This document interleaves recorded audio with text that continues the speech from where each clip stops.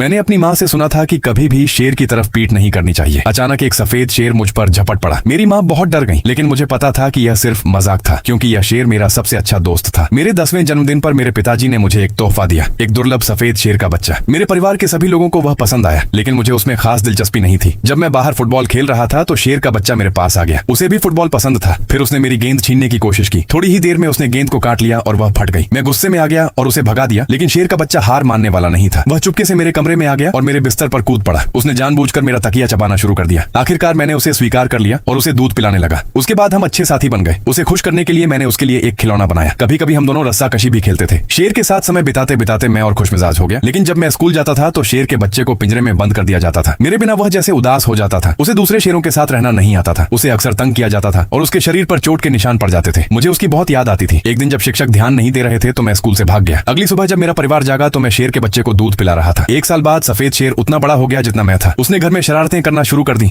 मेरा परिवार उससे डरने लगा, लेकिन मेरी नजर में वह सिर्फ एक बड़ा प्यारा बिल्ली जैसा था। एक दिन एक हादसा हो गया। सफेद शेर ने एक झुकीपर को खरोंच दिया। मेरे पिताजी बहुत गुस्से में आ गए और उन्होंने शेर को पिंजरे में बंद कर दिया। अगले दिन उन्होंने एक शिकार फार्म से संपर्क किया। वे शेर को बेचने वाले थे। मैं बहुत दुखी था। उस रात मैंने इंटरनेट पर जानकारी खोजी और मुझे पता चला कि शिकार फार्म में जानवरों का कितना दुखद अंत होता है। अमीर लोगों का शिकार बनने से बचाने के लिए मैंने चुपके से पिंजरा खोल दिया और सफेद शेर को आजाद कर दिया। फिर मैं उसे लेकर निकल पड़ा ताकि उसे एक वन्य जीव अभयारण्य तक पहुंचा सकूं। लेकिन रास्ते में एक शॉपिंग मॉल आ गया, इसलिए मुझे एक साहसी फैसला लेना पड़ा। मैंने खिड़की खोली और शेर को बाहर निकलने दिया। फिर मैं शेर के साथ मॉल के अंदर चला गया। ये देखकर लोग डर गए। मॉल में तुरंत अफरा तफरी मच गई। मैं जल्दी जल्दी शेर के साथ दौड़ा। हम मॉल के पीछे वाले दरवाजे से निकल गए और अफ्रीकी सवाना में पहुंच गए। सफेद शेर बहुत खुश था। उसने अपना पहला शिकार भी करना शुरू कर दिया और शिकार के पीछे दौड़ा। अब अपने साथी से विदा लेने का समय आ गया था। सफेद शेर ने आखिरी बार मेरी ओर मुड़कर देखा। मेरी निगाहों के सामने वह धीरे धीरे अपने असली घर की ओर चला गया। तो क्या आप मानते हैं कि एक शेर इंसान का सच्चा दोस्त बन सकता है?